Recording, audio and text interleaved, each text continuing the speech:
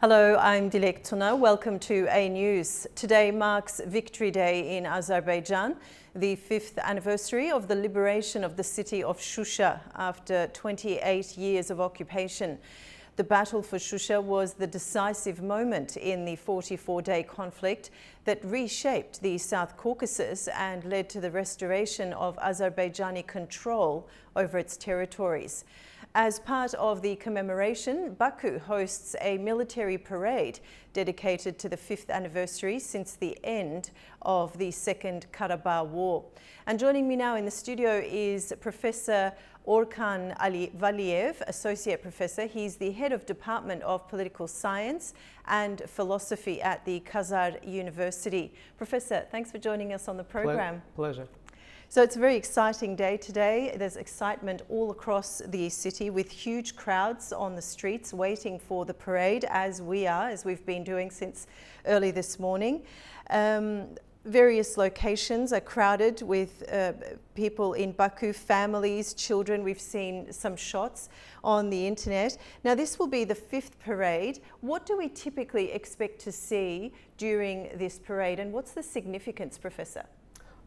First of all, just briefly, this is just victory and day of the proud for the entire nation, because the former conflict had the historical background that Azerbaijani nation and Azerbaijan the statehood needed to solve the conflict. So that's why this is a day of pride, first of all, and that's why the people, the children, the older people are in the streets and waiting for the speech of the public of the President Azerbaijan, the President, and also the President Erdogan will join as well. So the Prime Minister of Pakistan will join the Shahbaz Sharif as well. So this is an extraordinary day for the nation, and also I think the President Aliyev will have strategic speech because we are on the way.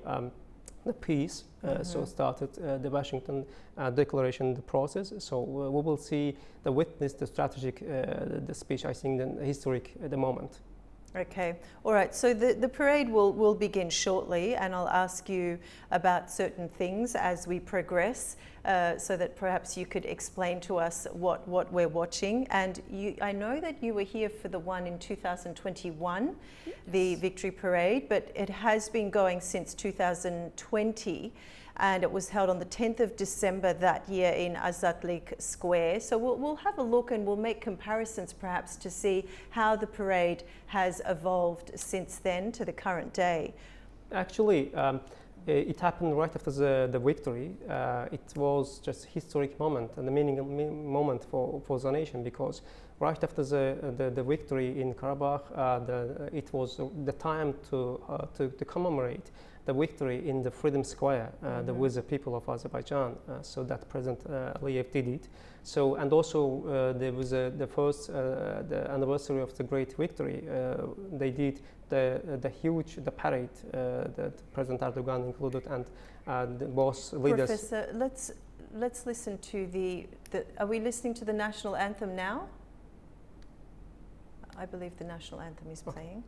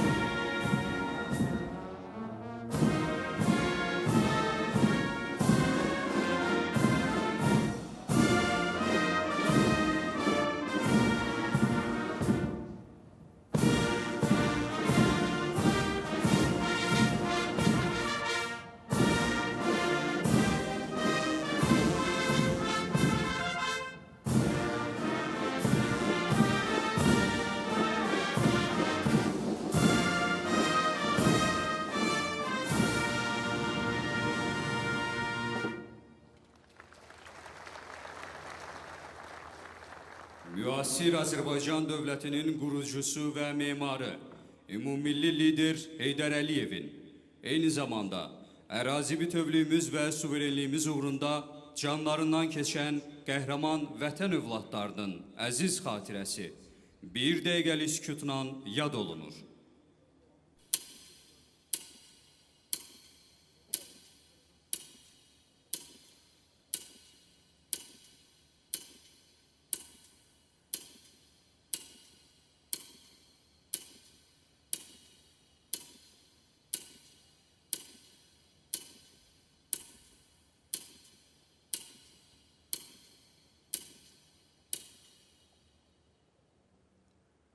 Allah rəhmət eləsin.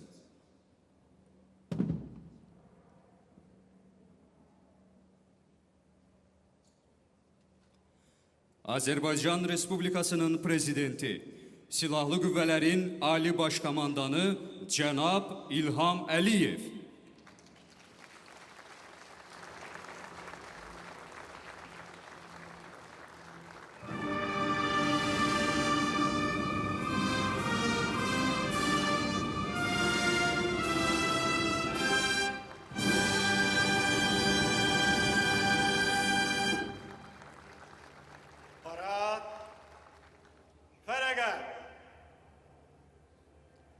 Salamlama vəziyyətini al.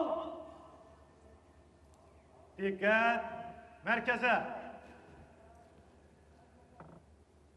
Cənab Azərbaycan Respublikasının Prezidenti, Silahlı Qüvvələrin parad heyətləri Vətən müharibəsində qələbənin 5-ci ilində həsr olmuş hərbi parada düzülüb. Müdafiə Naziri General-Polkovnik Zakir Həsənov. Salam əskər.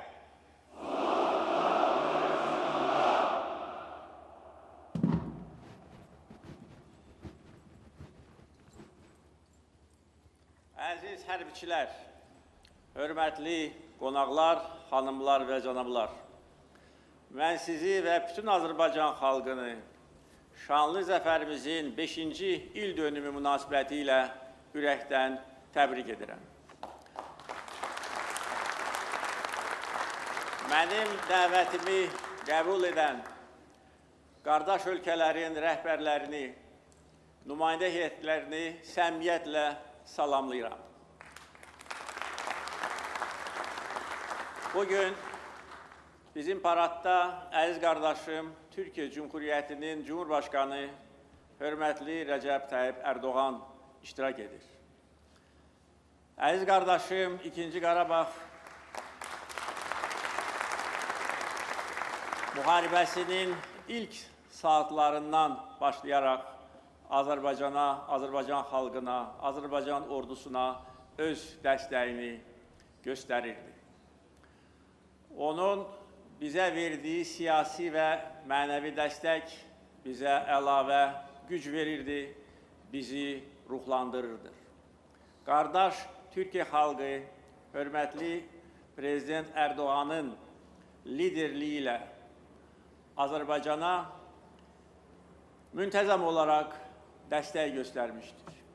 Müharibə zamanı Azərbaycan tək deyil, Türkiyə Azərbaycanın yanındadır deməsi bütün dünyaya çox ciddi mesaj idi. Azərbaycan xalqı bu qardaş dəstəyini heç vaxt unutmayacaq. Müharibədən və şanlı zəfərimizdən bir il sonra tarixi Şuşa şəhərində Türkiyə və Azərbaycan prezidentləri Şuşa bəyannaməsini imzalayaraq bizim əlaqələrimizi ən yüksək zirvəyə, müttəfiqlik səviyyəsinə qaldırmışlar. Və bugün bizim hərbi paradda Türkiyə hərbçilərinin iştirakı bizim birliyimizin növbəti təzahürüdür. 5 il bundan əvvəl Zəfər paradında da əziz qardaşım Rəcəb Tayyip Erdoğan bizimlə bərabər idi. Bugün isə bizimlə bərabər digər əziz qardaşım iştirak edir. Qardaş Pakistan Baş naziri Məhəmməd Şahbaz Şərif bizim qonağımızdır. Pakistan dövləti və xalqı 44 günlük vətən müharibəsi zamanı Azərbaycana dəstək və həmrəylik göstərmişdir. Və bugün ilk dəfə olaraq Azadlıq meydanında Pakistan hərbiçiləri də bizimlə bərabər iştirak edirlər.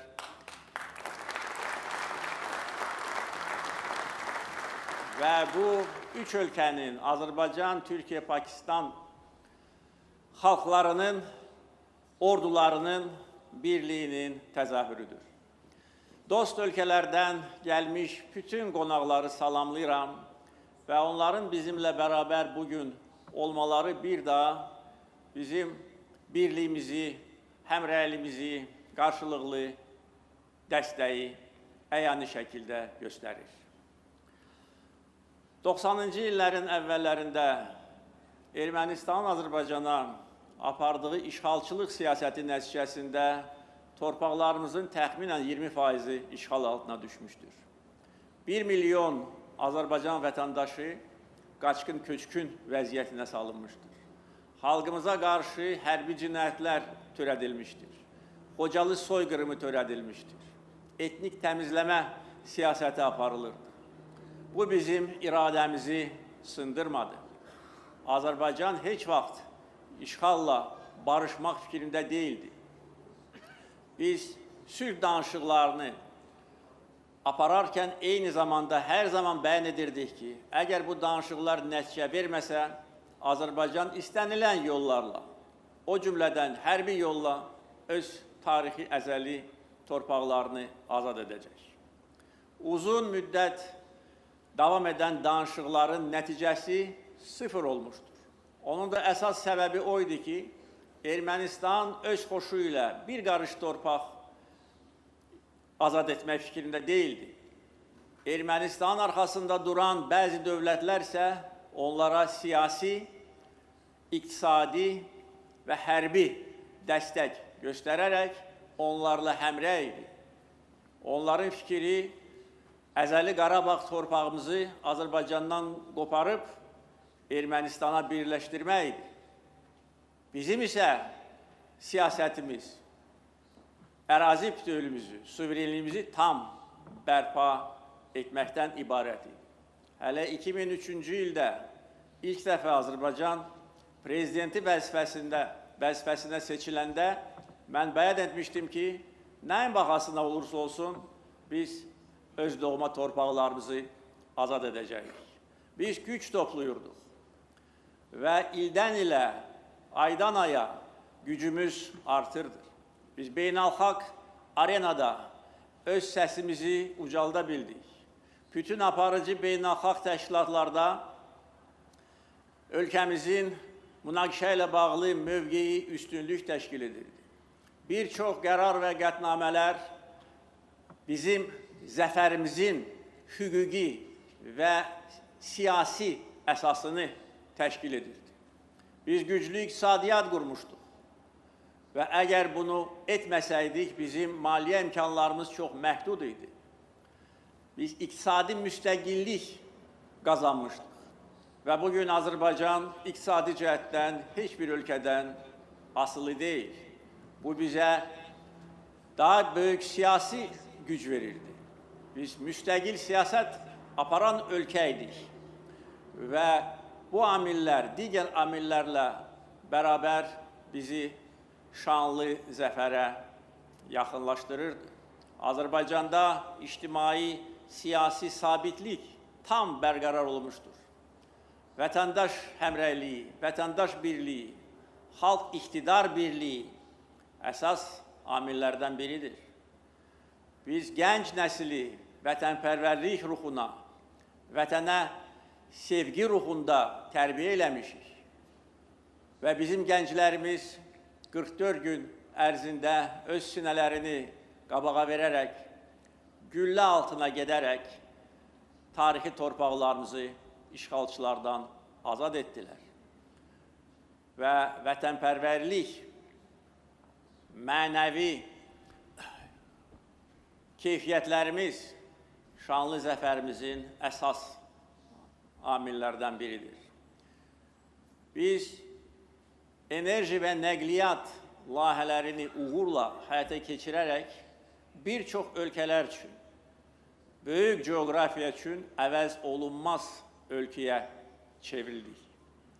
Və bütün bu amillərlə bərabər ordu quruculuğu hər zaman prioritet məsələ olaraq qalırdır. Biz güclü ordu, güclü silahlı qüvvələr yaratmışıq. Ordumuzun döyüş qabiliyyətini artırmışıq. Ordumuzu ən müasir silahlarla, texnika ilə təchiz etmişdik. Və bütün bu amillər və digər amillər bizim qələbəmizi, şanlı zəfərimizi şərtləndirmişdir. Ermənistan isə düzgün nəticə çıxara bilməmişdir və İkinci Qarabağ müharibəsi ərəfəsində daha da azğınlaşmışdır. Bizə qarşı yeni ərazi iddiaları ilə çıxış etməyə başlamışdır. Onlar bizi yeni müharibə ilə hədələyirlər. Hətta deyirlər ki, onlar yeni torpaqlar uğrunda yeni müharibə aparacaqlar və Azərbaycanı tam işğal edəcəklər. Deyirlər ki, onların tankları Bakı küçələrində olacaq. Deyirlər ki, onlar Bakıda çay içəcəklər. Əslində, onların bu arzuları həyata keçdi. Onları biz gerçəkləşdirdik. Onların tankları bugün hərbi qənimət parkında nümayiş etdirilir. Erməni hərbi cinayətkarları bugün Bakıda məhkəmə qarşısında cavab verirlər və istintaq təcridxanasında Azərbaycan çayını içirlər. 44 gün ərzində bizim şanlı silahlı qüvvələrimiz hər gün irəli gedirdi. Bir gün, bir addım geriyə atmamışdır. Böyük peşəkarlıq, rəşadət, qəhrəmanlıq və fədakarlıq göstərmişdir. Allah bütün şəhidlərimizə rəhmət eləsin. Biz bütün dünyaya güclü dövlət və müzəffər xalq kimi özümüzü göstərmişdik. Bunu döyüş meydanında sübut etmişdik. 44 gün ərzində döyüş meydanında 300-dən çox şəhər və kənd düşmənlərdən azad edildi. Biz düşməni qova-qova irəliyə gedirdik və hər azad edilmiş şəhər və kənd, orada qaldırılan Azərbaycan bayrağı bizim ordumuzu da, xalqımızı da daha da ruhlandırırdı. Və nəhayət, noyabrın 8-də alınmaz qala sayılan Şuşa şəhəri erməni işğalçılarından azad edilmişdir. Bizim şanlı zəfər yürüyüşümüz 27 sentyabrdan 8 noyabra qədər uğurla davam edirdi. Dağlardan, çaylardan, dərələrdən keçərək, sıldırım qayalara dırmaşaraq biz şanlı zəfərə doğru gedirdik. Və Şuşanın düz 5 il bundan əvvəl azad edilməsi Ermənistan ordusunun belini qırdı və ondan sonra onlar təslim oldular. Ondan bir gün sonra noyabrın 9-undan 10-una keçən gecə Ermənistan rəsmən təslim olaraq kapitulyasiya aktına imza atdı. Beləliklə, biz ərazi bütövlüyümüzü, tarixi ədaləti, beynəlxalq hüququ və milli ləyaqətimizi özümüz bərpa etdik. Bugün isə Qarabağ və Şərqi Zəngəzur dirçəlir. Bugün böyük qayıdış proqramı icra edilir. Məktəblər, xəstəxanalar, sənaye müəssisələri, elektrik stansiyaları, su anbarları, evlər tikilir. Artıq 60 mindən çox insan azad edilmiş torpaqlarda yaşayır, çalışır və təhsil alır. Bütün bu tarixi nailiyyətlərlə bağlı bir daha əziz xalqımı təbrik edirəm. Biz qürur hissi ilə bu 5 ili yaşamışıq və əminəm ki, bundan sonra Azərbaycan xalqı qəhrəman, müzəffər xalq kimi, Azərbaycan dövləti, qalib dövlət kimi əbədi yaşayacaqdır. Biz bu torpaqların sahibləri Qarabağa, Şərqi Zəngəzura qayıtmışıq və bundan sonra bu torpaqlarda əbədi yaşayacağıq. Bu torpaqlarda əbədi Azərbaycan bayrağı dalğalanacaqdır. Mən bütün Azərbaycan xalqını bir daha şanlı zəfərimiz münasibəti ilə ürəkdən təbrik edirəm. Azərbaycan xalqına can sağlığı, yeni uğurlar arzulayıram. Qarabağ Azərbaycandır.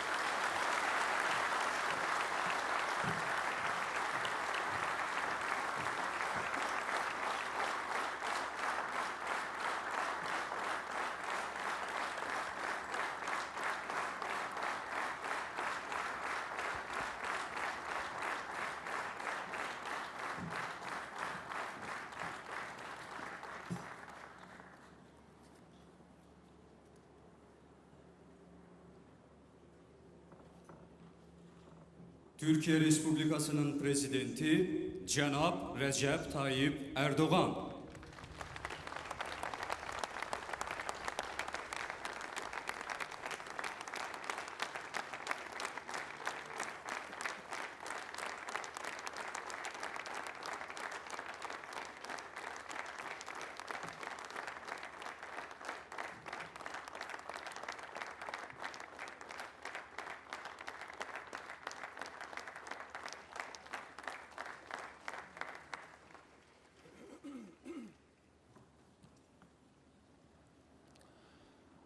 Aziz kardeşim, Cumhurbaşkanı Sayın İlham Aliyev, Pakistan Başbakanı Sayın Şahbaz Şerif, Azerbaycan Silahlı Kuvvetleri'nin kahraman mensupları, Azerbaycanlı kardeşlerim, sizleri en kalbi duygularımla, saygıyla, sevgiyle selamlıyorum. Zafer günümüzün 5. yıl dönümünde sizlerle beraber olmaktan büyük bir bahtiyarlık duyuyorum. İlham Aliyev kardeşim, nazik daveti için şükranlarımı sunuyorum. Sizlere Türkiye'deki kardeşlerinizin selamlarını getirdim. Sizlere 86 milyonun en samimi muhabbetlerini getirdim. Bu gurur günümüzde inanıyorum ki şu anda Türk Devletleri Teşkilatı'ndaki kardeşlerimiz de bizimle aynı coşkuyu yaşıyor. Zaferimiz kutlu olsun. Cenab-ı Allah Azerbaycan'ı ve Türk dünyasını nice zaferlere kavuştursun. Azerbaycan'ın sevincini paylaşan Pakistan Başbakanı Şahbaz kardeşim başta olmak üzere bugün aramızda olan dost ülkelerden tüm temsilcilere teşekkür ediyorum. Kardeşlerim, bugün hep beraber 30 yıllık işgali sonlandıran muhteşem ve muazzam bir zaferin 5. yıl dönümünü kutluyoruz. Vatan muharebesinde toprağa düşen tüm şehitlerimizi, Azerbaycan'ın yiğit evlatlarını bir kez daha rahmetle yad ediyorum. Rabbim şehitlerimizin ruhlarını şad, mekanlarını inşallah cennet eylesin.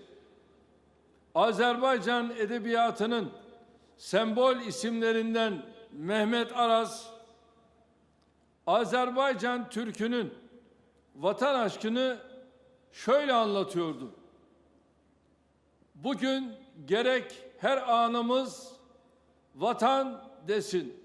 Kılıcımız, kalkanımız vatan desin. Ölenlerin yerine kalanımız vatan desin. Vatan desin, kalbimizin her duygusu, her vurgusu vatan desin. Farkı yoktur. Harda olak, zamanımız, mekanımız vatan desin.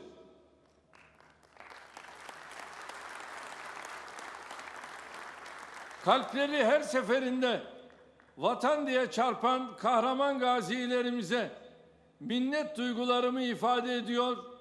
Yüce Allah onlardan razı olsun diyorum. Hayatları pahasına verdikleri destansı mücadeleyle 30 yıllık işgali sona erdiren Azerbaycan Silahlı Kuvvetleri'nin tüm mensuplarını bir kez daha tebrik ediyorum.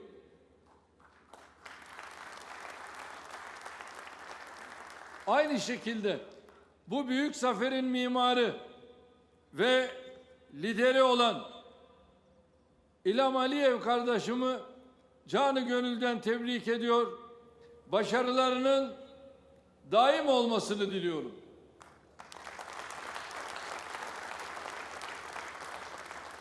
Bilmenizi isterim ki Karabağ'ın azatlığa kavuşması sadece Azerbaycan için değil, Türk dünyası için de büyük bir gurur vesilesidir. Azerbaycan ordusunun Karabağ toprağında attığı her adım, istiklal ve izzet uğruna dökülen her damla kan, Türk dünyasının tarihinde birer şeref nişanesi olarak ortak tarihimize altın harflerle yazılmıştır.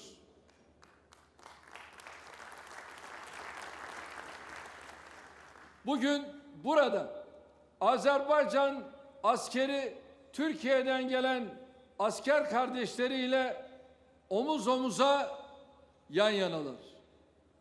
Askerlerimize baktıkça iki devlet, tek millet şiarının ne demek olduğunu hepimiz görebiliyoruz. Şehitlerimizin birbirine karışan kanlarının üzerinde yükselen hürriyet sancağı Karabağ'ın dört bir yanında şanla, şerefle, gururla dalgalanıyor. Biliyorsunuz bundan 45 gün önce aslen Karabağlı olan büyük bir şairimizi rahmeti rahmana uğurladık. Merhum Yavuz Bülent Bakiler Karabağ'a olan hasretini şu mısralarla dile getirmişti. Toprağına bayraklarla girebilirim. Kara sevdalılar gibi hasretim Karabağ, uğruna ölebilirim. Bir gün biterse her şey Karabağ'ı görmeden istemem bandolar, büyük çelenkler. Allah'ım ruhuma biraz sükun ver. Üstüme okunmuş birkaç avuç mübarek Karabağ toprağından serpilse yeter. Yıllarca şairler Karabağ için işte böyle özlem dolu şiirler yazmıştı. İlham kardeşimin dirayetli liderliği altında Azerbaycan ordusu Karabağ'ı işgalden kurtararak gönüllerdeki 30 yıllık bu yangını da söndürdü. Allah'a hamdolsun bugün Laçin'den Şuşa'ya, Zengilan'dan Hankendin'e, Hocalı'dan Fuzuli'ye kadar Karabağ'ın her karışında huzur var, kalkınma var, barış, refah ve özgürlük var.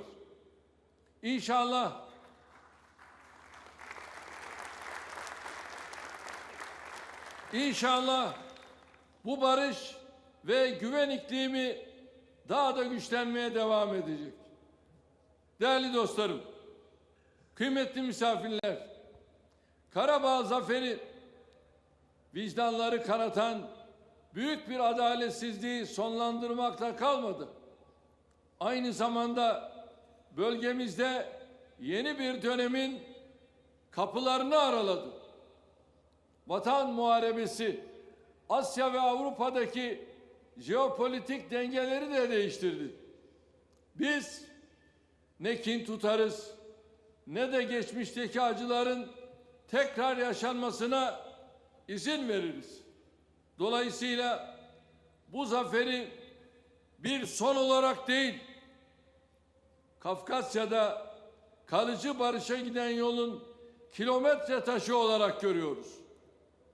Kafkasya'da barışın hakim olmasının Asya'dan Avrupa'ya tüm bölgenin refahına hizmet edeceği kanaatindeyiz. Şunu da burada özellikle vurgulamak isterim. Biz kalıcı barış noktasında son derece ümit varız, iyimseriz. İlham Aliyev kardeşimin kalıcı barışın tesisi için gösterdiği samimi çabaları takdirle karşılıyoruz. Ermenistan Başbakanı Sayın Paşinyan'ın da bu yolda attığı cesur adımları memnuniyetle takip ediyoruz. İnşallah bu muhteşem zafer her iki liderin yapıcı tavrıyla bölgede huzuru ve barışı tahkim edecek kalıcı bir anlaşmayla neticelenecektir. Türkiye olarak bu konuda üzerimize ne düşüyorsa inşallah bunu yapmaya devam edeceğiz. Gelinen noktada Can Azerbaycan'ın hem bölgesinde hem de ötesinde kaydettiği ilerlemeden büyük bir kıvanç duyuyoruz. Aramızdaki müstesna ilişkiler somut ve stratejik projelerle her geçen gün daha da güçleniyor. Hatırlayacaksınız, asrın projesi Azeri, Çırak, Güneşli başta olmak üzere Bakü, Tiflis, Ceyhan ham petrol boru hattı, Şahdeniz ve TANAP ile taşlandırdığımız işbirliğimizi son olarak Iğdır, Nahçıvan doğalgaz boru hattının faaliyete geçmesiyle daha da perçinledik. Şimdi bu işbirliğimizi daha da ileriye götürmenin ve kapsamını geliştirmenin gayreti içindeyiz. Kafkasya'da tesis edilecek yeni rotaların ulaştırma ve enerji iletim imkanlarını artırmasını temenni ediyoruz. Hazar geçişli Doğu-Batı Orta Koridorunu bölgedeki tüm kardeşlerimizin faydasına olacak şekilde yatırımlarla geliştirmemiz gerekiyor. Bilhassa Bakü, Tiflis, Kars demiryolu hattını en verimli şekilde kullanmak için Azerbaycan'la beraber çok daha ileri adımlar atacağımıza inanıyorum. Değerli kardeşlerim, Azerbaycan Karabağ başta olmak üzere bölgenin yeniden imar ve ihyası, halkın güvenli geri dönüşü ve yok edilen kültürel ve dini mirasın restorasyonu için büyük bir gayret sarf ediyor.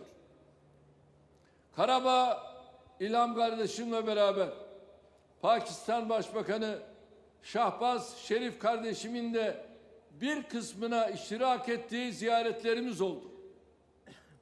Zaferden sonra Karabağ'ın tamamında yaşanan kalkınma ve yatırım seferberliğine bizzat şahitlik ettim. Havalimanlarını, yolları, köprüleri, tünelleri, demiryollarını, evleri, yükselen binaları, tarım ve ulaştırma projelerini yerinde gördüm. İlham kardeşimin liderliğinde Can Azerbaycan'ın neleri başarabileceğine yakından tanık oldum. Bir kez daha maşallah, barekallah diyorum.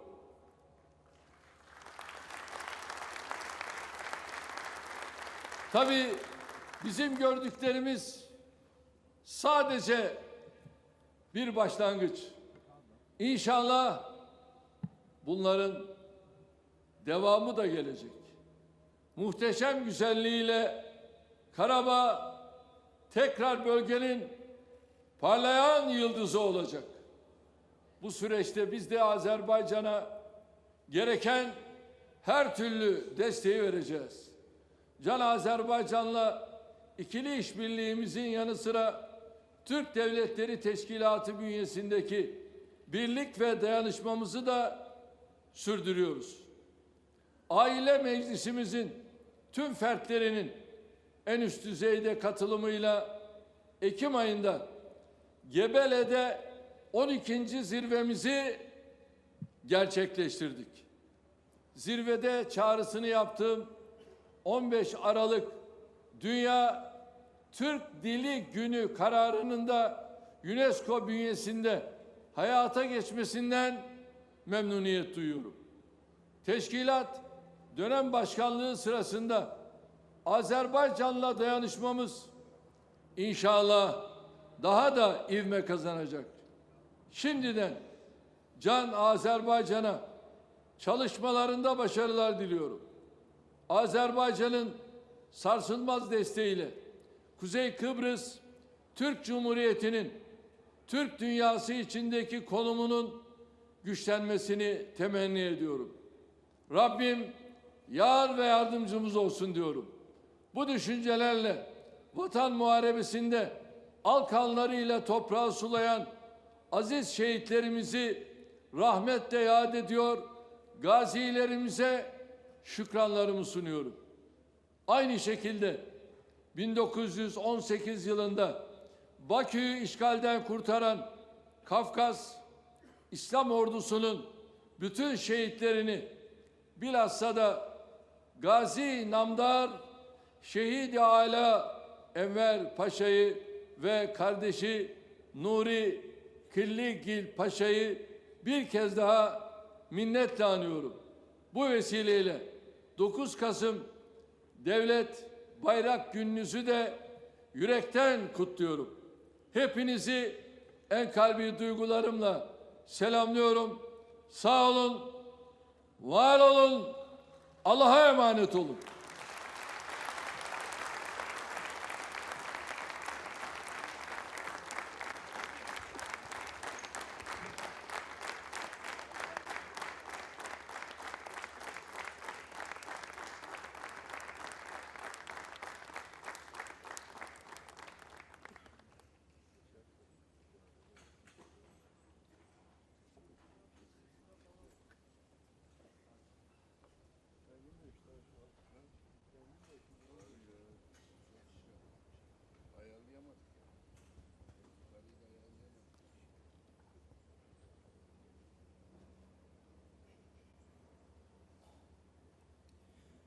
Pakistan İslam Respublikası'nın Baş Naziri Cenab Mehmet Şahbaz Şerif.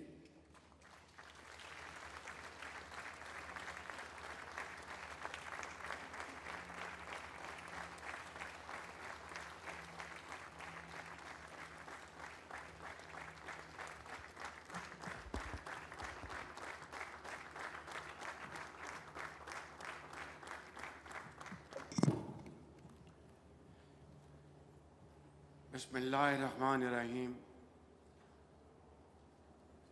कुल या इबादियल्लज़ीना असरफ़ू अला अनफुसिहिम ला तक़नतू मिनर रहमतिल्लाह इन्नल्लाह यग़फ़िरु ज़ुनूबन जमीआ सदक़ल्लाहु मौलाना अज़ीम. My dear brother, President Ilham Aliyev, my dear brother, President Recep Tayyip Erdogan, my dear brother Sheikh Hamdan Mohammed bin Rashid Al Maktoum, Crown Prince of Dubai, UAE, heroic personnel of the armed forces of Azerbaijan, my Azerbaijani brothers and sisters, esteemed dignitaries, ladies and gentlemen, Assalamu alaikum and a very good afternoon. I am grateful to my dear brother President Ilham Aliyev for his gracious invitation and the warm hospitality extended to me and my delegation on this joyous occasion. I bring with me the heartfelt greetings of the people of Pakistan who equally share the pride and joy of their Azerbaijani brothers and sisters on this historic day, celebrating the 5th anniversary of the glorious victory in the 44-day patriotic war. Ladies and gentlemen, Pakistan, Azerbaijan and Turkey, three brothers whose hearts beat together, are present here today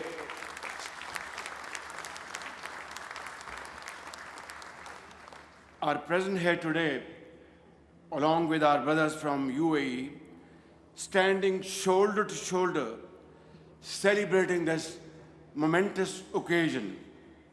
And what a proud and scintillating sight it is right here to witness our valiant armed forces marching beside their Azerbaijani and Turkish brothers as the skies come alive with the roar of the JF-17 Thunder jets, a resounding symbol of our enduring friendship, which has, alhamdulillah, grown from strength to strength over these years. Ladies and gentlemen, I am also reminded of the Azerbaijani and Turkish military contingents that proudly marched alongside the Pakistani armed forces in Islamabad amid tremendous applause on the 14th of August this year when we celebrated Marka-e-Haq to commemorate our historic victory in the 4-day war with India. I vividly recall memories of my own childhood.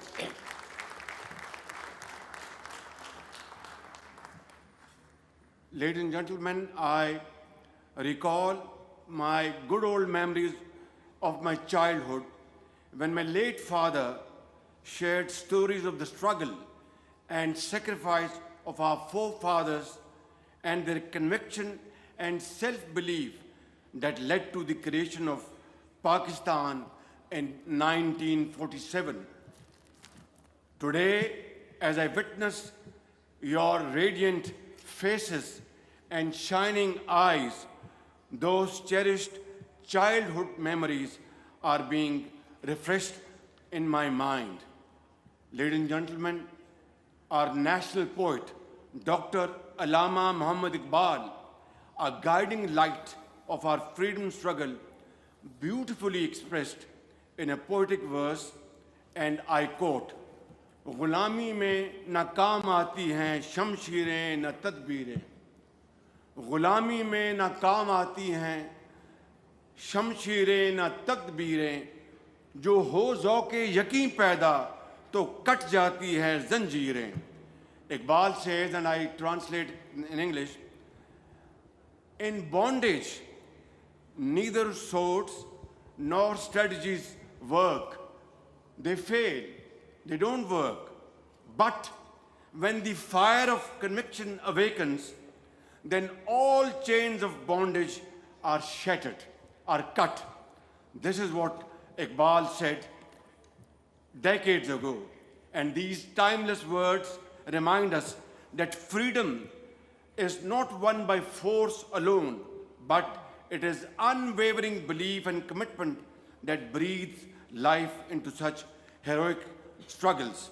Ladies and gentlemen, 5 years ago, the courageous sons of Azerbaijan, under the bold and visionary leadership of my dear brother President Ilham Aliyev, rose to respond to the call of history. The world witnessed in awe as Azerbaijan's brave armed forces liberated their ancestral lands of majestic Karabakh. Throughout this entire struggle for liberation, Pakistan stood like a rock with its brotherly country, Azerbaijan, and will stand with our brothers and sisters in Azerbaijan for all time to come.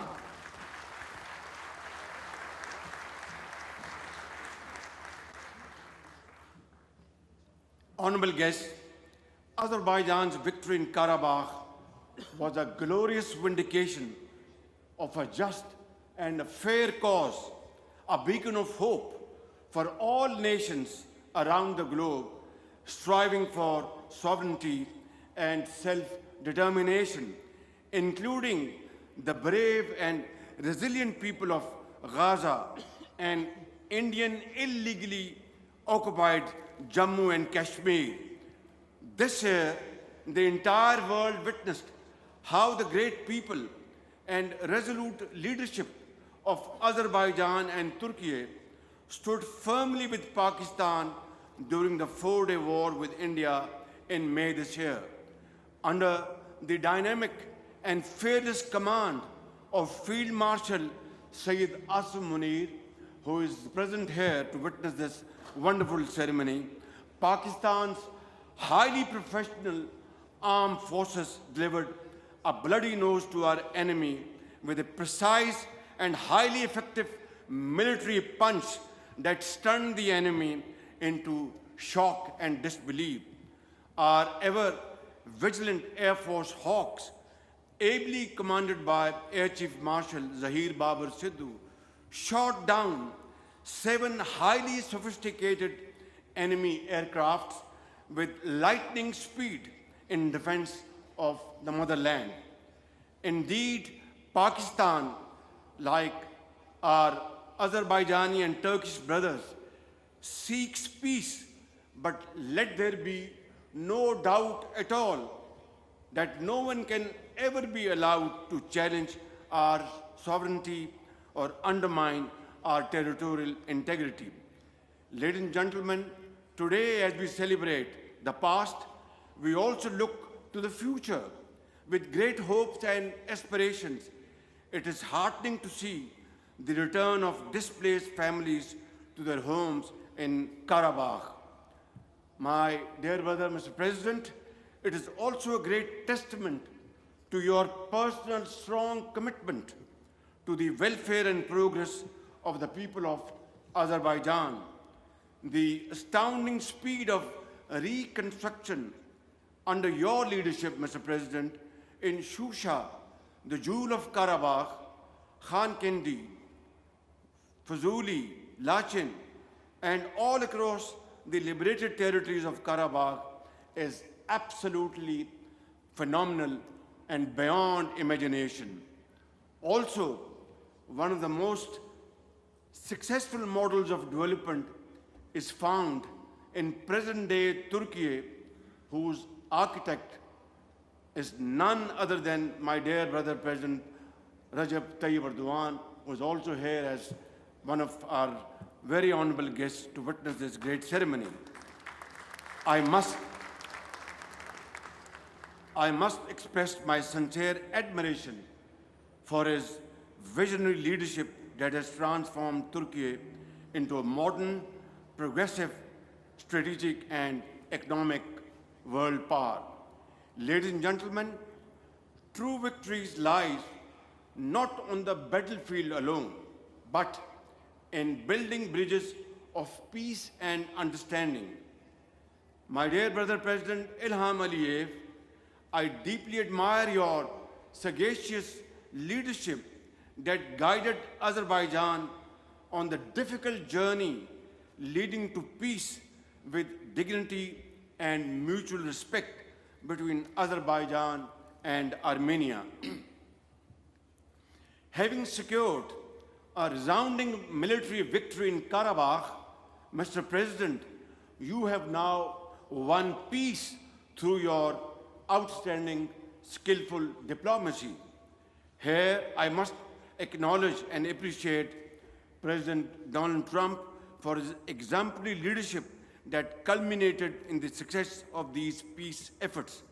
It was President Trump's bold and decisive leadership that brought about the ceasefire between Pakistan and India, restoring peace in South Asia, averting a major war, and saving millions of people. Ladies and gentlemen, our common resolve for peace has most recently been tested in the case of Afghanistan. I am grateful to my dear brother President Recep Tayyip Erdogan for his invaluable contribution in facilitating the peace efforts between Pakistan and Afghanistan, along with the state of Qatar.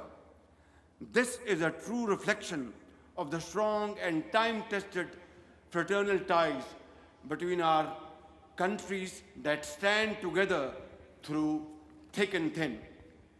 Ladies and gentlemen, while we celebrate victory today, we must also remember the fallen.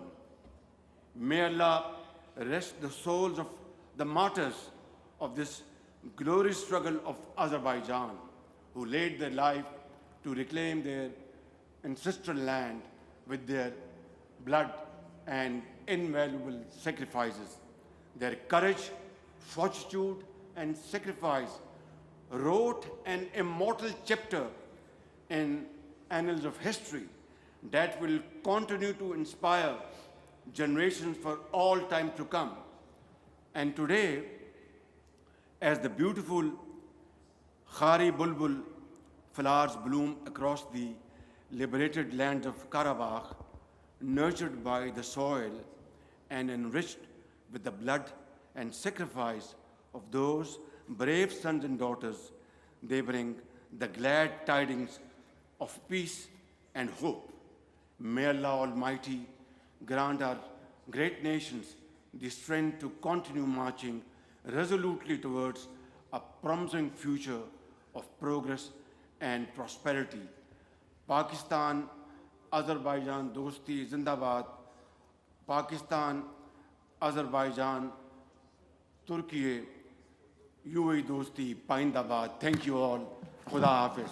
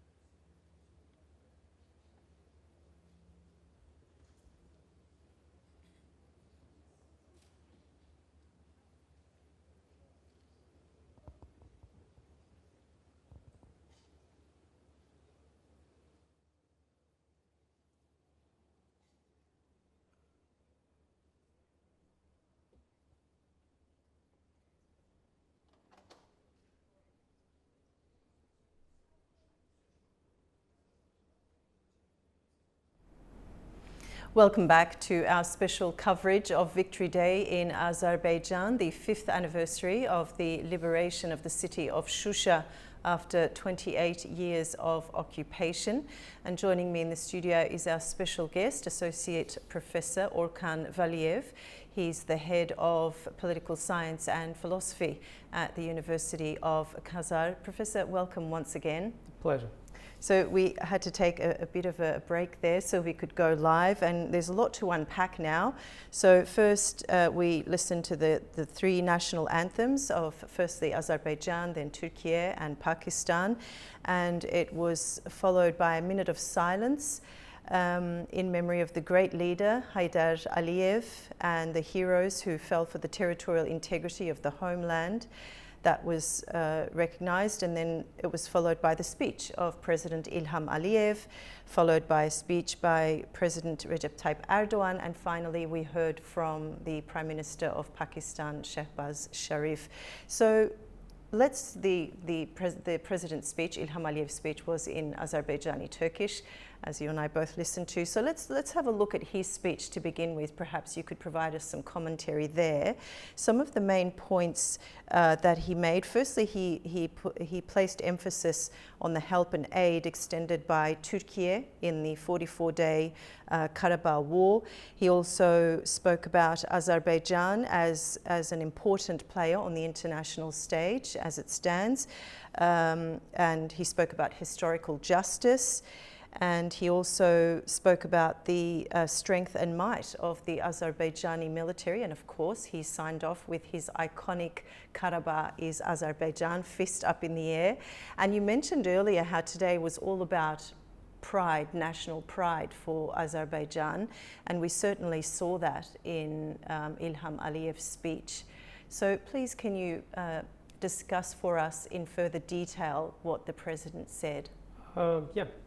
He started to emphasize that it's the glorious, the victory for the nation, for Azerbaijan. So, as you mentioned, first of all, he emphasized the importance of the Turkey's the support, specifically the political support that came from Ankara during the 44 the Patriotic Days War, which was quite enough the strategic important, because it was the critical times for Azerbaijan that Turkey stood with Azerbaijan. Sorry to cut you off. The parade has just begun, Professor. We can see that the military is in action now.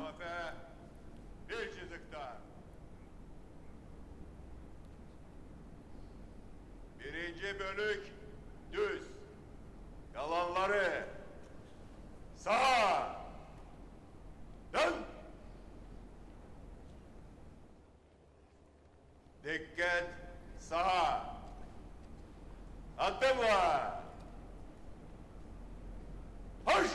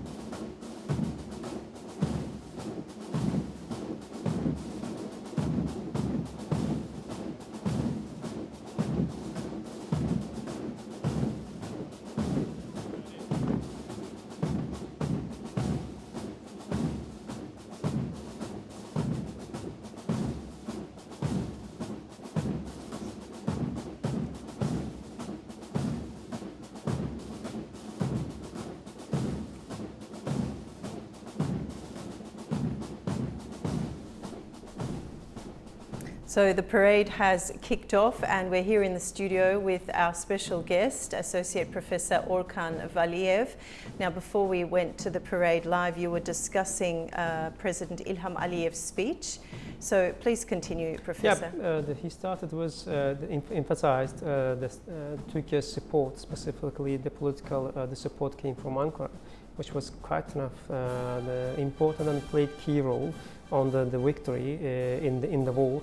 And also he explained the importance of the victory that contributed to the completion of the territorial integrity, which is quite enough the strategic point to be the sovereign over your territory, which is recognized by the international law, that it was a main gap for Azerbaijan and the problem for Azerbaijan nation, and also Azerbaijani politics, and also the President Aliyev as well. He mentioned that at the beginning, I promised to the nation that we will be in Karabakh and we will liberate our invaded territories. So, and also he mentioned that it was the first time that the Pakistani military members that joined the parade, in this parade on the sideline of the 5th anniversary of the great victory. So, which is quite enough important, because the President Aliyev's statement reminds me President Erdogan's the opening statement at the TRT World Forum in this year. He mentioned that the nation states they won't be able to limit themselves within their territory because of the new challenge, new threats. So regional cooperation will be inevitable. So we can think the Pakistani and the Turkish leadership presence, attendance in this parade as a regional cooperation. As you know, the President Aliyev invited them the meeting, strategic the meeting in Karabakh recently. So, which is quite important. That's why the President Aliyev emphasized that it was the first time that the Pakistani military forces joined us, and after that, followed. The Pakistani Prime Minister, continued his statement at the same, the feeling, to share the same feelings. So, and also him emphasized that yes, during the former conflict, the Azerbaijani the civilians they witnessed the genocide in Khojaly and many other the things which were against international law, and also. It was just the brief but important the historical view of the former conflict, that what Azerbaijan achieved through the victory that will contribute the establishment of the last peace in the region that President Erdogan emphasized in his speech, which is quite enough important for the entire region and the future of the region. Okay, and let's talk about Shusha, Professor. Why did its liberation carry such deep emotional and strategic weight for Azerbaijan? The Karabakh had the three strategic points. The first Shusha, then Lachen, and then Khankendi. So Shusha must be the first one, because just simply from the ordinary Azerbaijani perspective, the Shusha is considered as the cultural capital of Azerbaijan. So the President Aliyev knew that the victory would be considered as incomplete without Shusha. So that's why the taking back Shusha and the liberation of Shusha promoted, the facilitated and contributed to the liberation of other parts of the Karabakh, invaded parts of Azerbaijan, including Lachen corridor, which is quite a strategic point. Azerbaijan followed the pragmatic, rational strategy, and also then the liberation of Khankendi and surrounded the regions, including Khojaly. So within just less than 20 hours, the anti-terror operation in 2023. And so this 44-day operation was held as a model of modern warfare. What made it so decisive, and how did it redefine the balance of power in the South Caucasus, would you say? You know, the 44 days patriotic war, it was just part of the classic modern warfare, and also represented the contemporary the warfare in terms of Baykar, for example. So it was I think it was the last, the warfare within the modern perspective and also contemporary the perspective, I mean the warfare principles within the same war, because Azerbaijan used the Baykars, the warfare, the equipments during the Second Karabakh War that contributed, had a huge and key that contributed to the victory. So that's why it was just the new types of the warfare in terms of the military history that in the future maybe the experts and scholars will examine it. Okay. And for Azerbaijan, the war's outcome restored territorial integrity and for Armenia it was a national trauma. So how do these parallel narratives still shape relations today? Yep, it was a national trauma for Armenia, for ordinary Armenians, but because of Azerbaijan's the strategic and rational the strategy that followed right after the Second Karabakh War, it made it easy.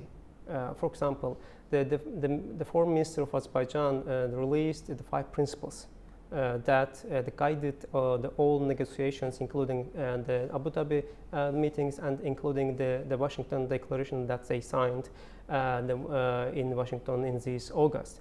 So Azerbaijani, the foreign minister on behalf of the government, on behalf of the president, they released and proposed that just the rational and the pragmatic points that both sides must recognize their territorial integrity, must respect their territorial integrity, and should open the cooperation, economic cooperation, and so on, cultural. Mm-hmm. So I think that from that perspective, they made it easier in terms of Armenia, and also in terms of the Armenians, the political the leadership or the governments, they tried to follow the steps of Azerbaijan. So that's why they took the both leaders to the Washington Declaration that maybe you will ask later. Mm-hmm. So which is quite important. But I think when I was in Turkey, the comeback on my way to Baku right after the TRT mm-hmm. World Forum, I saw just announce of the flight from Istanbul to Yerevan. So I think this is what that Azerbaijan and Turkey did for Armenia. Just open the door, and that you can cooperate, you can integrate to Azerbaijan's and Turkey's economy that will be decisive for the future of your nation, Armenian nation, which is blockade.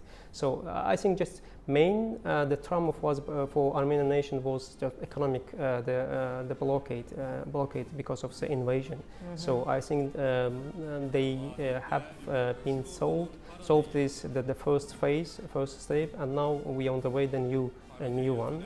So that because the Washington Declaration, Washington meeting was quite positive. That we saw the Prime Minister, the Pashinyan, in an interview with the American TV, that he gave the positive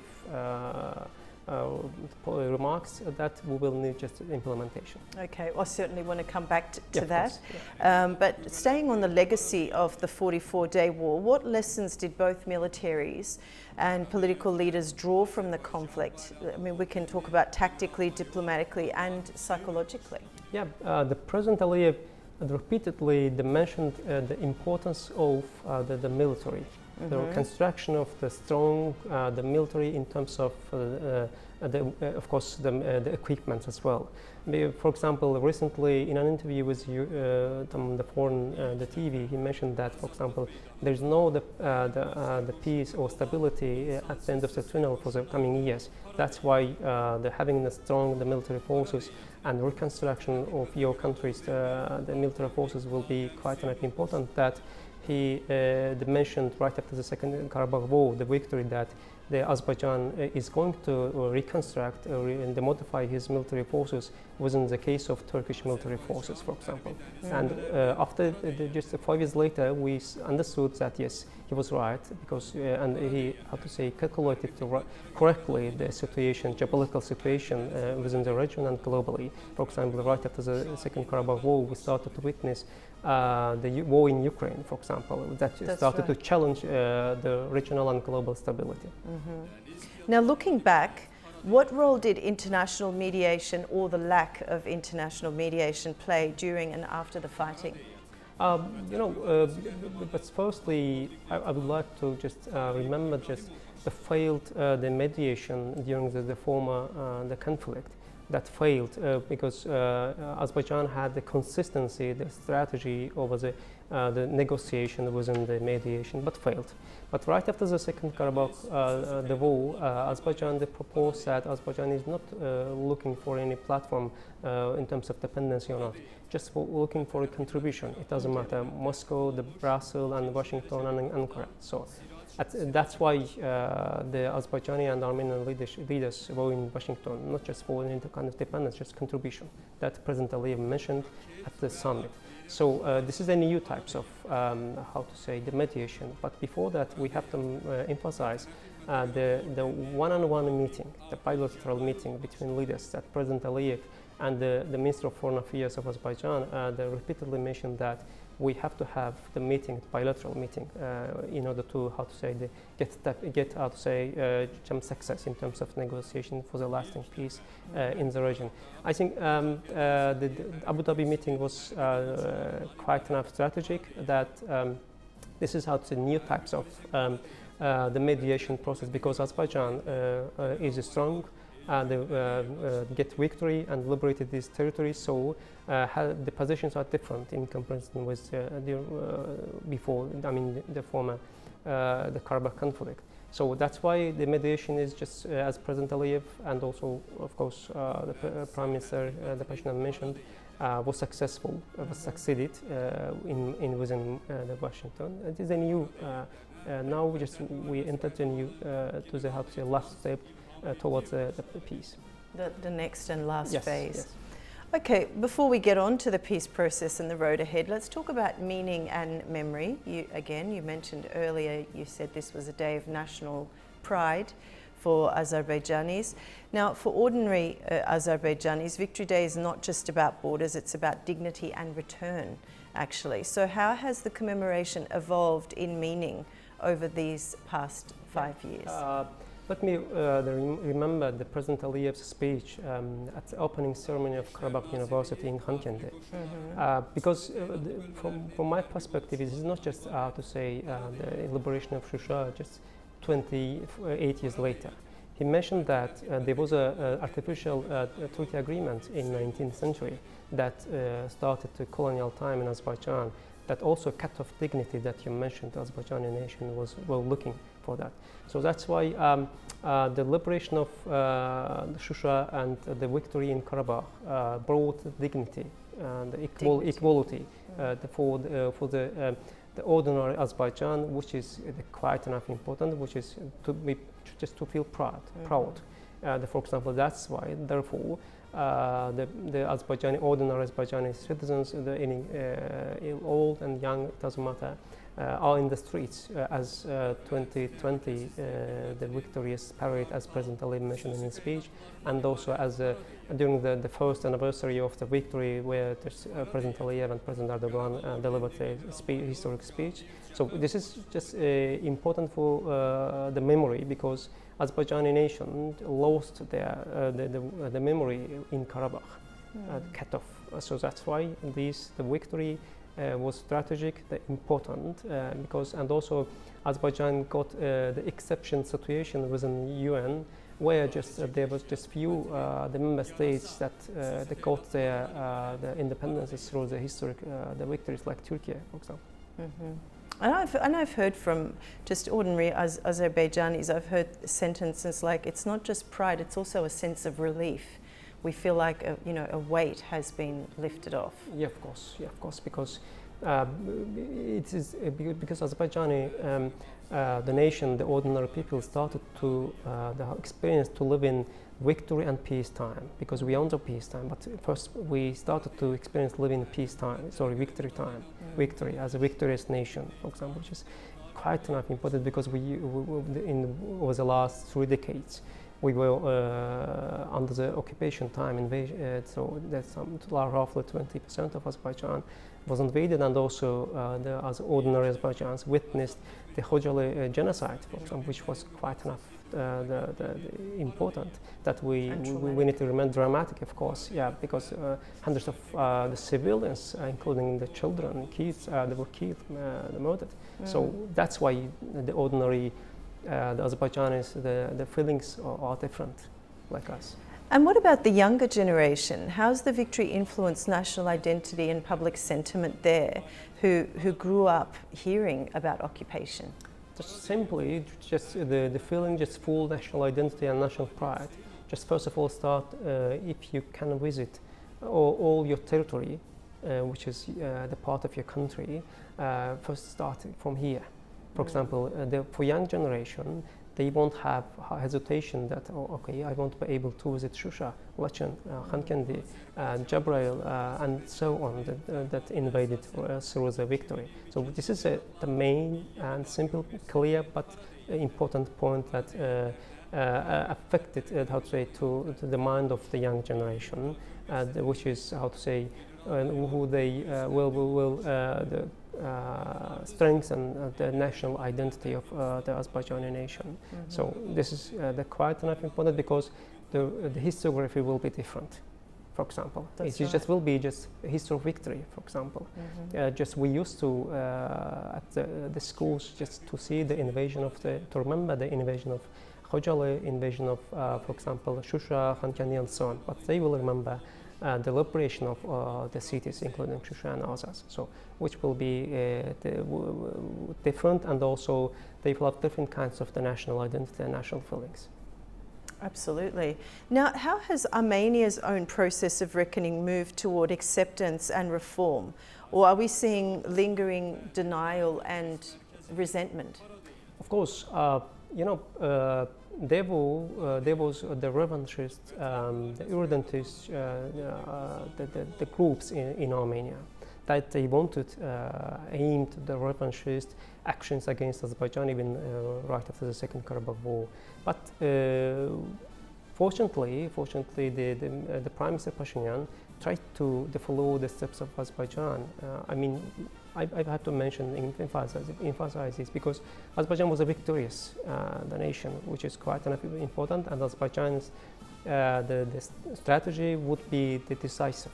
That's why I tried to remember the 5 principles came from the foreign affairs of Azerbaijan. So in that case, the Prime Minister Pashinyan understood that the victory of Azerbaijan was a strategic contribution to Armenia to be considered as a full-fledged sovereign state within its territory, which is recognized by the international law. He understood that. Okay, the Armenian, the nation, Armenian governments must, collaborate with Azerbaijan and Armenia and try to be part of the Zangezur corridor that we will discuss later, I think. So I think this is my, the point of view in terms of the Armenian side. So they have to, eliminate the revanchist and irredentist groups within their society. So because the pragmatic and rational strategy brought them to Washington, thanks to Azerbaijan's contribution as well. Now, on both sides, what progress has been made toward post-conflict healing, would you say, socially and politically, and what still stands in the way? We have some certain steps, 2 steps. The first of all, of course, we can discuss within Brussels, Moscow, and so on over the last 5 years, but recently we have strategic one, 2-1, Abu Dhabi meeting, which it was a historic one. Because it was the first time in terms of the high level of leadership at the both countries. They sat down and discussed all the critical issues, including the amendments on the Armenian constitution, which is the main obstacle against the peace agreement. So many things so within roughly 5 hours. And then the bilateral meeting in Abu Dhabi brought them to Washington, the summit, where they signed and the Washington Declaration, which is the last step towards the final, the peace agreement. So this is, I think, just the main, the strategic, the points. Okay. All right, so let's move on to the peace process now and the road ahead. The Washington brokered peace deal and recent diplomatic overtures have been described as the start of a new chapter. So how durable is this peace architecture? Yeah, President Aliyev and also the Prime Minister Pashinyan mentioned it's the important, the Washington Declaration, and also President Trump's the contribution as well. So this is the strategic point, because this is not just only contribution of the signing of the peace agreement. In terms of the Washington Declaration. This also we have another outcome, the Zangezur corridor, right? The Trump's corridor, we can say implementation of Zangezur corridor. because the President Aliyev mentioned that thanks to the implementation of the Zengezur corridor, the region will be just the transit. Armenia will get the benefit as well. The Prime Minister Pashinyan, in an interview with the American TV, just mentioned that in the importance of the transition, that they will get just simply income, for example. So that's why the Washington Declaration has two the points. The first, of course, the signing of declaration, of course, and also the joint agreement in terms of the Zengezur, the corridor that President Aliyev mentioned that maybe we will see the implementation of Zengezur corridor in 2028. And how have gestures like this is a recent development that we know of, the opening of transit routes for Armenian goods or discussions on border delimitation changed the tone of engagement? Yes, this is a new the process, the border opening the borders, and from the transit from Azerbaijan to the Armenia, from Turkey maybe to Armenia. So because of the Washington Declaration's positive sides, and that Azerbaijan is trying to give the new, opened the borders, the cards with the Armenia, and see, because it is quite enough important, because the President Aliyev mentioned that this is such kind of the promise that we won't leave our promise that we did in Washington through the Washington Declaration. This is what the Azerbaijan is doing, just trying to make the promise true within the declaration.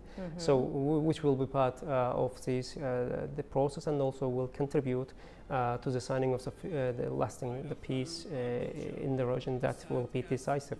Not just within Azerbaijan and Armenia, entire the region, and also maybe we can extend within the Turkic world, because through the connectivity and the new the roads that maybe in the future will include the fiber optic lines and so on, from the east to the west, where will include the Central Asia, Turkic world, and Turkey as well. Yeah. Now, are the two countries gradually normalizing through cooperation, through pragmatic cooperation, or are deeper political rifts still simmering beneath the surface? What do you think? Yeah, let me remind you, just Azerbaijan, the experts and the delegation was in Yerevan recently. I think that's why I tried to mention the Azerbaijan's the strategy's importance, because Azerbaijan is the victory side. So Azerbaijan tried to engage with Armenia in order to contribute the peace process. So that's why Azerbaijan delegation was in Yerevan to communicate with Azerbaijani counterparts to discuss the further issues and dictate any kinds of issues. This is the part of this the process, and also the historic the moments. It was right after the war within the 5th anniversary of the victory, because it's time, specifically, as I mentioned before, we have strategic points. Abu Dhabi meeting, we need to repeat again, and also Washington Declaration, because we have the bilateral meetings where they discuss all the kinds of issues, disputed issues, and also we have some signed the declaration that the President Aliyev mentioned, that this is the promise, the signed promise, that both of us won't leave our promise.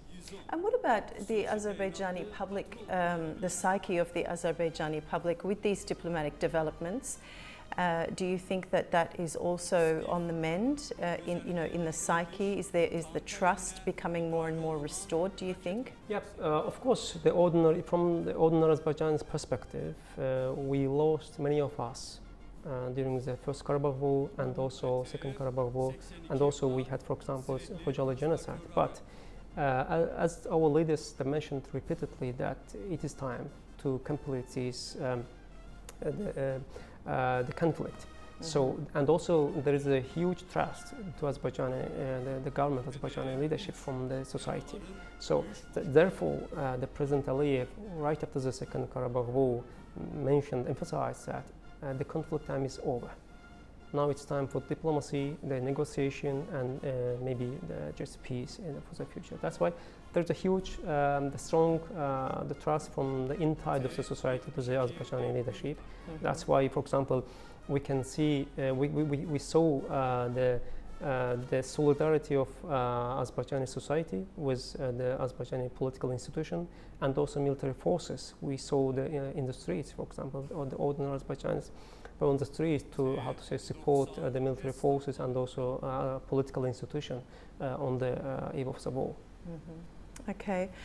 And how does the evolving relationship between Armenia, Turkey, and Turkey, particularly their talks on reopening the Gumruk-Kars railway, fit into this new regional dynamic? Yeah, I think because this is this huge, how to say, the step towards Armenia, that I hope they will understand it, they will take it, because as I mentioned before, I saw the announce of the flight from Istanbul to the Yerevan when I was in Istanbul while waiting my flight from Istanbul to Baku. So, and also the opening the borders, it was the historic, the moment.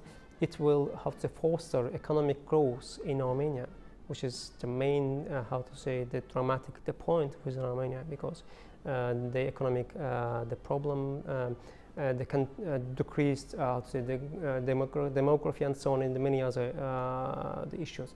Therefore, the opening the borders will, how to say, contribute, the enhance the establishment of the cooperation amongst three nations, three societies, because economic the cooperation will be decisive.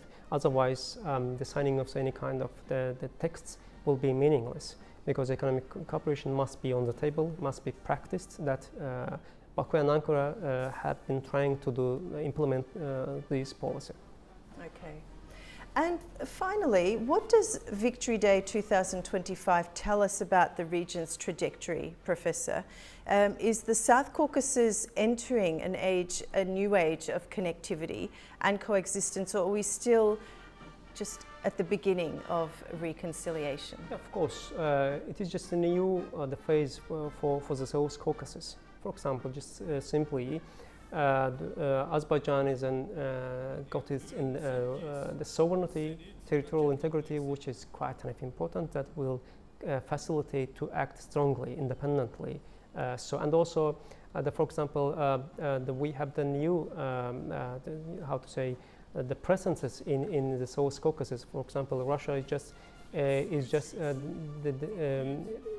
for example, Russia won't be able, for example, dominate alone in the South Caucasus. For example, Turkey is here as the member of the Turkic world, or I mean the Organization of Turkic State, and also the NATO member. So through the implementation of Zangezur corridor, for example, we have the partnership with the United States.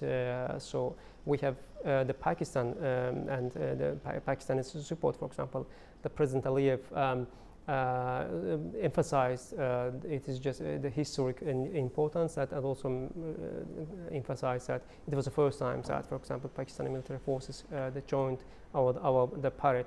I think this is the quite enough examples that shown that yes, the South Caucasus entered the new phase where the nations of the South Caucasus will be able to break their dependency that came from the colonial time. So this is, I think, just not for Azerbaijan and Armenia, also the Georgia, because the Azerbaijan's the contribution to the peace, they will facilitate establishing the peaceful environment in the region, because as President Aliyev mentioned on an interview with the foreign TV, there is no how to say the light at the end of the tunnel within the conflicts, especially in Ukraine and Russia. So because it's becoming endless, unfortunately, the conflict. So that's why the keeping secure and peaceful environment in the South Caucasus much more important. That has been done by the victory of Karabakh, and also the peace process that they achieved in Washington. And Professor, so the festival, the parade rather, the military parade is ongoing, as we bring to our viewers on the screen. I remember you telling me you attended the 2021 Baku parade. What did you view on that day, and how do you think it's evolved and what we can see today? Yeah, of course. It was the first, how to say, the victories, the parade, that the feelings, the war was different, of course. But this time has been evolved, of course. For example, we have seen that the Azerbaijan bought the military missiles from China, for example. So it means that the arsenal has been extended. So this is, how to say, the parallel to the President Aliyev's statements regarding that there is no light at the end of the tunnel in terms of the regional and global conflict. So it is strategically important to reconstruct and strengthen the military forces. So we have seen the issue in terms of that. The Azerbaijan started to, how to say, to get the equipments from China, military equipments. So it means that yes, this is what, how to say, regarding the President Erdogan's the opening statements at the TRT World Forum, that the states will need to extend their regional cooperation within OTS, for example, and also strengthen the military the forces that President Aliyev mentioned at the Gabala, the summit of OTS, for example. He mentioned that we did repeatedly with the Turkish military forces, and we need to extend within the member states in 2026. Okay, Professor, thank you so much for joining us today. Pleasure. We appreciate your time and we appreciate your insight on this very special occasion. And now let's continue to have a look at the parade. And we do have some of our friends on site from the newsroom. Have we got someone that we're connecting to now?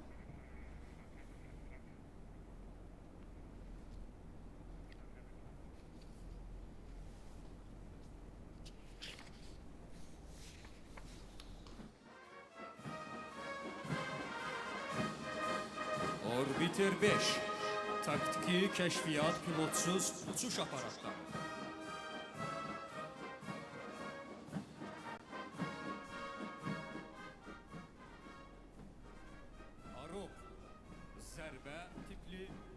So today marks Victory Day in Azerbaijan, commemorating the country's triumph in the Second Karabakh War of 2020.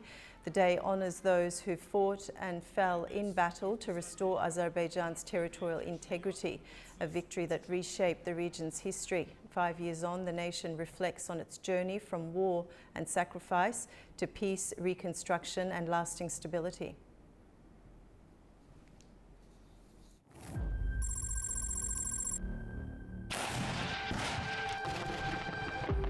Bugün səhər Ermənistan silahlı qüvvələri This morning, the Armenian armed forces opened fire on our residential settlements and military positions from several directions, using various types of weaponry, including heavy artillery.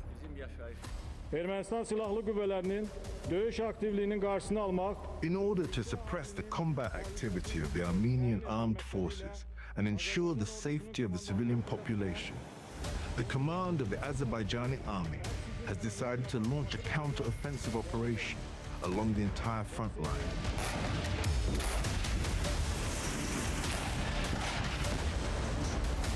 The 27th of September 2020 began with large-scale shelling along the line of contact. Baku launched counter-operations, saying the goal was to protect civilians and restore territorial integrity. Azerbaijan reported successive gains: Sukavushan, Jabrail, Hadrut, Fuzuli, Zangilan, Gubadli, culminating in Shusha on 8 November 2020. A trilateral statement on 10 November ended hostilities and provided for Russian peacekeepers and the return of Agdam, Kalbajar and Lachin without fighting.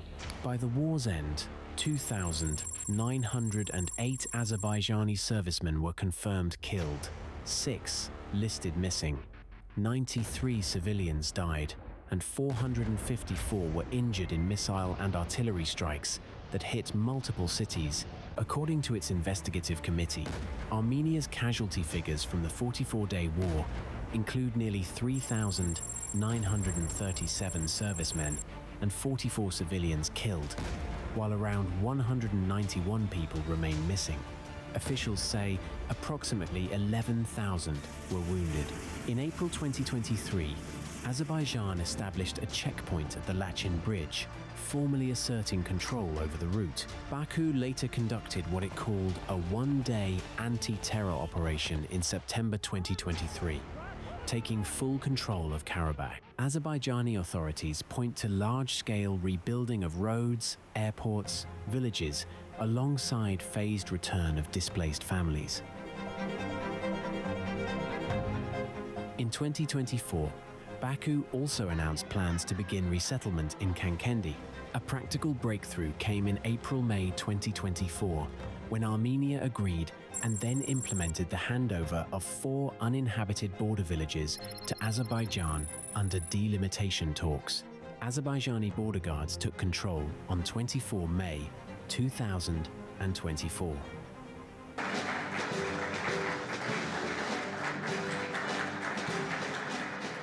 In August 2025, Azerbaijan and Armenia, with US mediation, initialed a peace agreement in Washington. The document commits both sides to recognize each other's sovereignty, renounce territorial claims, and reopen transport links, including a corridor to Nakhchivan. The country of Armenia and Azerbaijan are committing to stop all fighting forever, open up commerce, travel, and diplomatic relations, and respect each other's sovereignty and territorial integrity.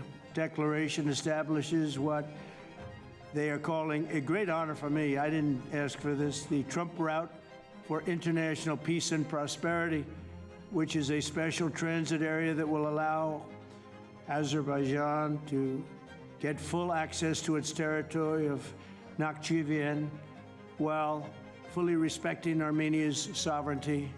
So they're going to be able to really live and work together, and it's amazing. The Washington talks produced not just a draft peace agreement, but also a broader framework.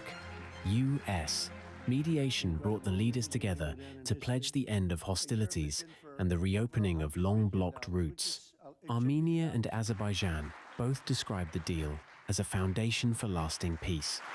President of the United States. This is a great deal we've achieved today. This is a success for our countries and for our region, and a success for the world, because a more peaceful region means a safer world. At the White House meeting, President Aliyev, Prime Minister Pashinyan, and US President Trump issued a joint declaration calling even for the closure of the OSCE Minsk process and saying a new framework should guide the region. For Azerbaijan, the Washington process was not only about peace with its neighbor, but also about redefining relations with the United States. Baku presents the declaration as the start of a broader strategic partnership. Actually, we are writing a new history in a bilateral interstate relationship between the United States and Azerbaijan. We are starting the path towards a strategic partnership. The Charter on Strategic Partnership will be elaborated within several months, and that is a historic achievement for Azerbaijan, because to be in the format of strategic partnership with the greatest country of the world is a great opportunity and also a very big responsibility. And this strategic partnership format embraces so many important areas. The Washington Declaration signals a real turning point for the South Caucasus. Through this agreement, Baku and Yerevan commit to sovereignty, connectivity, and a new security architecture.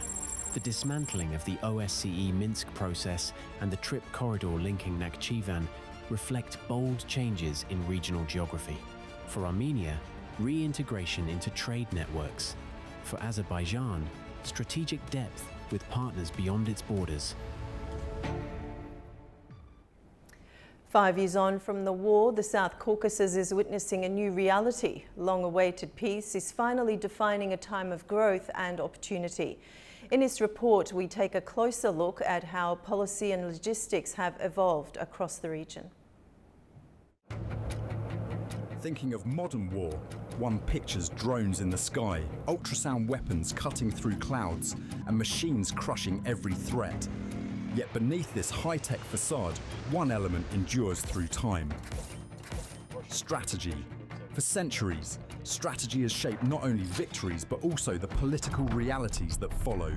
In 2020, the Second Karabakh War struck like a hammer against the glass wall that had frozen South Caucasus politics for 3 decades. The conflict broke the long stalemate, exposing how the status quo had suppressed dialogue, trade and cooperation. The region had long suffered under the divide and rule strategies of external powers, enduring manipulation, occupation and deliberate degradation. The Second Karabakh War, which lasted 6 weeks, broke this vicious cycle, bringing an end to the conflict that long been weaponized. The world's reaction to the war largely shaped the policies that followed its end. Some players stayed passive, others neutral, and a few openly took sides. Like a chain, the long-lasting Karabakh conflict had been binding together regional powers such as Russia, Turkey, and Iran, along with their competing narratives. The dynamics shifted sharply when these countries began to see Karabakh as a resolved matter, no longer in need of mediation. For the first 3 years, Russia cast itself as the sole mediator, deploying peacekeepers to manage a fragile truce.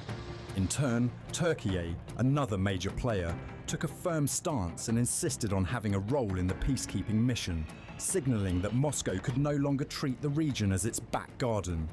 Turkey's post-war role in regional projects would only grow with time. Western mediation, which had brought little progress for Azerbaijan over 3 decades of status quo, shifted its focus to post-war agenda. Facing conflict within its Eastern Partnership region, the European position was largely limited during the war to expressing concern through official statements. Its end opened a new window of opportunities for the West to restore its influence in the region. Azerbaijan's oil and gas became a valuable alternative for Europe, which had long relied on Russian energy.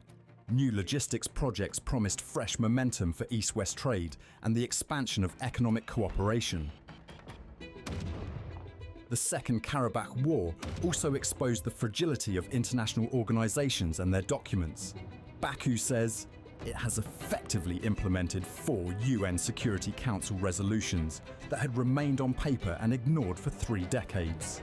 The outcomes of the 44 Days War highlighted how global bodies failed to enforce their decisions, exposing their limits and failures more clearly than ever.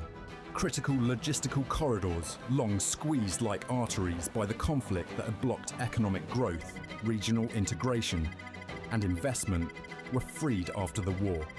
Fast forward to 2025 and a new transportation corridor, named the Trump Route for International Peace and Prosperity, has been agreed between the leaders of the former warring sides through US mediation.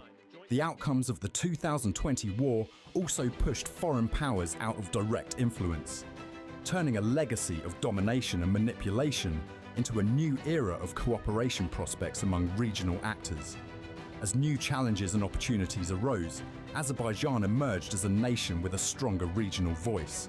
The Second Karabakh War marks both a geopolitical reset and an economic awakening, with the potential to finally integrate the South Caucasus into broader regional and global networks. It has sent ripples across the Black Sea-Caspian belt, a region connected not only by pipelines and transportation corridors, but also by history and future. The Zangezur corridor is no longer an idea, it's becoming reality, forged in steel and asphalt. On a broader scale, it fits into the vision of the Trump Route, the India, Middle East and Europe economic corridor connecting Asia to Europe. Together, they put the South Caucasus region firmly on the global trading grid. Our Aytan Shukurova reports. When speaking of the South Caucasus, it is not only political dimensions that come to mind, but also economic aspirations, ongoing development projects, and the strategic goals set for the region's future. Naturally, these dynamics are reshaping the landscape of regional integration. At the heart of this transformation lies the Zangezur corridor, not merely a route, but a symbolic axis connecting economies, communities and historical geography. A project born out of a new reality, it's now redefining the future of the region through its ongoing transformation. On the Azerbaijani side, construction and infrastructure development are progressing non-stop with notable intensity. The priority has been the railway infrastructure. Since work commenced in 2021, nearly 90% has already been completed. We are now at the Zengilan, the 67th kilometer of Hakkari railway station, and one of the stations along the Horadiz-Ağband line. In the future, the silence of these restored lands will be broken by the rhythmic sound of trains gliding over steel rails.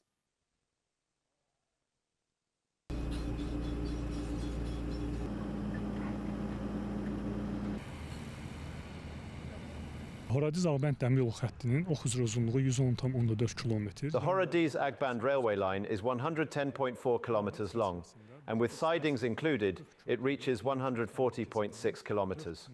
The project involves the construction of 9 stations, 40 bridges, 22 road crossings, 4 tunnels, 3 galleries, and nearly 600 engineering structures in total.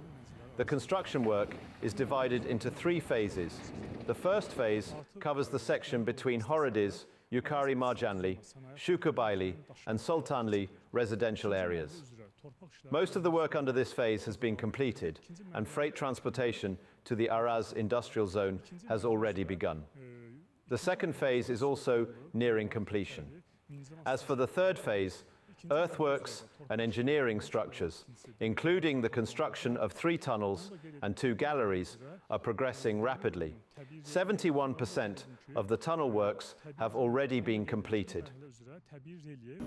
The Horadiz-Ağband railway project can also be regarded as a landmark achievement. This route is home to the longest railway tunnels ever constructed in Azerbaijan, all built using closed construction techniques. These tunnels will traverse the country's mountainous terrain and significantly enhance the efficiency and operational capacity of the railway line.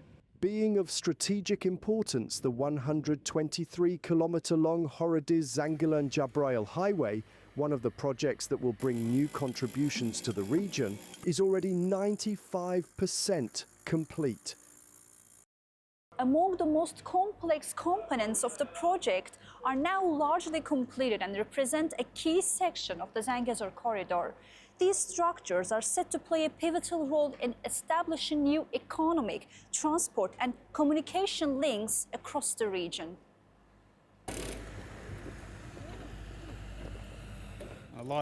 The construction plan for the highway includes 8 junctions, 44 underpasses, 5 overpasses, 314 culverts of various diameters, and 24 bridges. The construction of 23 bridges has already been completed, while work on 1 bridge is still ongoing. 3 tunnels with a total length of 12 kilometers have been built along the road, and construction work on all of them has been completed. Currently, the asphalting stage is underway. All the works being carried out on the territory of Azerbaijan are planned to be completed by the middle of next year. Beyond simply facilitating trade, the corridor can strengthen economic independence, improve regional connectivity, and support the development of more diversified and resilient economies. This initiative, backed by the United States and its partners with the Trump route, envisions linking Asia to Europe via the South Caucasus. This framework represents a key regional segment connecting Azerbaijan's transport infrastructure with the wider global supply chain system. For Azerbaijan, it could expand non-oil exports and provide faster access to European markets. For Armenia, it offers a rare opportunity to overcome isolation and move beyond re-export dependency. And for Georgia, it presents a complementary role in connecting East and West through its Black Sea ports and multimodal logistics. For the first time in more than 30 years, cargo trains are operating between Azerbaijan and Armenia once again. A route previously frozen by conflict, now reopening through cooperation. Baku's move to lift transit restrictions marks a rare moment of progress and perhaps the start of regional reconnection. A News' Aysel Ibrahimova reports.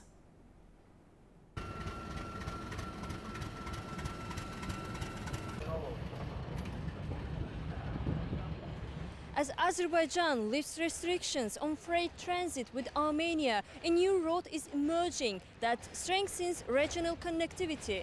Today, one of the first trains to Armenia passes through this railway via Azerbaijan.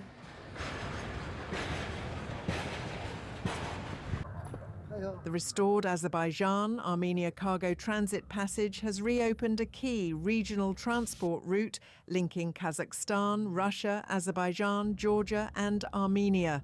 The move marks a significant milestone after 35 years of closure between the two countries. President Ilham Aliyev made the announcement removing this restriction during his state visit to Kazakhstan last month.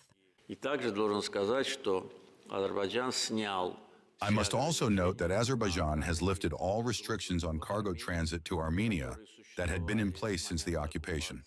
The first such transit shipment was a delivery of Kazakh grain to Armenia.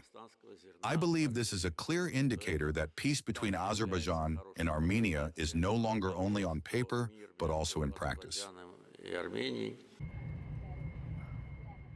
On Thursday, a train carrying Kazakh wheat to Armenia passed through Azerbaijan via Baku, marking the second batch of grain transported along this route. Yesterday, a train carrying nearly 1,000 tons of grain in 15 wagons arrived at the Yalama station in Azerbaijan from Kazakhstan. 15 of those wagons have already reached the Bilachari station. The train will continue its route along the Bilachari-Hachigbul line. From there, the cargo will be transported through Georgia and into Armenia.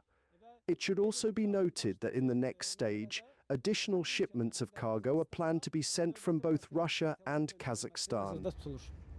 The batch, which transited through Azerbaijan a day earlier, has already arrived in the country. Armenia's Minister of Economy described the development as a historic milestone for the nation.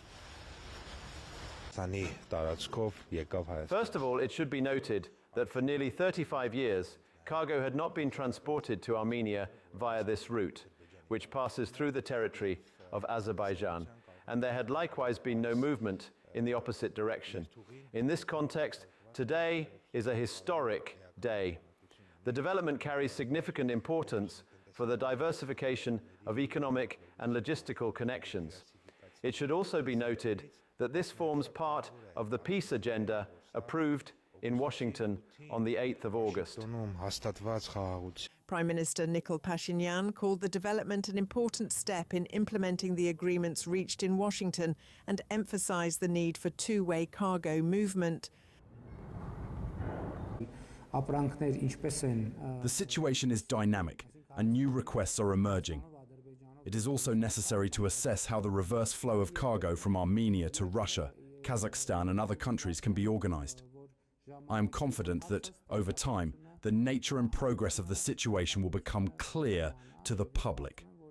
I believe this is indeed a very significant and important development. In this regard, I would like to once again express my gratitude and reaffirm our readiness to ensure the transit of freight trucks between Turkey and Azerbaijan in both directions, from Turkey to Azerbaijan and from Azerbaijan to Turkey. According to Russia's transport ministry, by the end of January 2026, a total of 132 wagons of Russian wheat will be delivered to Armenia via the railway routes passing through Azerbaijan and Georgia. In addition to grain, other categories of cargo are also being considered for transportation along this route. Azerbaijan marks the 5th anniversary of its victory in the Second Karabakh War. Troops paraded through Freedom Square, showcasing military hardware and a joint flypast with Turkey, while leaders from Turkey and Pakistan attended, highlighting the political significance of the event. Today is not just about remembrance, it's also a message of unity and a cautious step towards peace in the region. Our own Leyla Rahimli has sent us this from the parade held in Baku. Let's take a look. This morning, Baku woke up to a different kind of energy. You can sense it all around Freedom Square. Families, veterans and young people lining the streets, soldiers taking their positions, flags are everywhere. It's the 5th anniversary of Azerbaijan's victory in the Second Karabakh War. And this time, it's not only about remembering what happened 5 years ago, it's about what comes next. Troops from every branch of the armed forces are in formation, and we'll be seeing the latest in military technology, from drones and rocket systems to heavy armor and aviation displays. And of course, the highlighted joint flypast by the Azerbaijani and Turkish air forces, including 6 Turkish F-60s cutting through the Baku sky. But as impressive as it looks, this parade carries a deeper message. President Erdogan is here along with Pakistan's Prime Minister Shahbaz Sharif. Their presence reminds everyone that this isn't just a military celebration, it's a political moment too, one that reflects the region's new reality. In his speech, President İlham Aliyev congratulated the nations on the 5th anniversary of what he called our glorious victory and paid special tribute to Turkey and Pakistan for their solidarity during the war. He highlighted the participation of Pakistani servicemen in today's parade for the first time, calling it a symbol of unity among the 3 nations, Azerbaijan, Turkey and Pakistan. Because this year, the world, everyone keeps coming back to is peace. Back in August, in Washington, President İlham Aliyev and Prime Minister Nikol Pashinyan met under U.S. mediation with President Donald Trump attending as a witness. That meeting was seen as both symbolic and strategic, opening what many described as a cautious, structured step toward a possible peace agreement. For the first time, both sides agreed on practical measures, reopening transport roads, restoring communication lines, and working toward a more connected South Caucasus. And maybe that's what makes today different. And so that's what we've been seeing here in Baku, a city celebrating victory, but also thinking about the future. That's all from me for now. Stay tuned to A News for the latest updates and live moments from Freedom Square. Thank you for watching, and stay tuned to A News for more updates from around the world.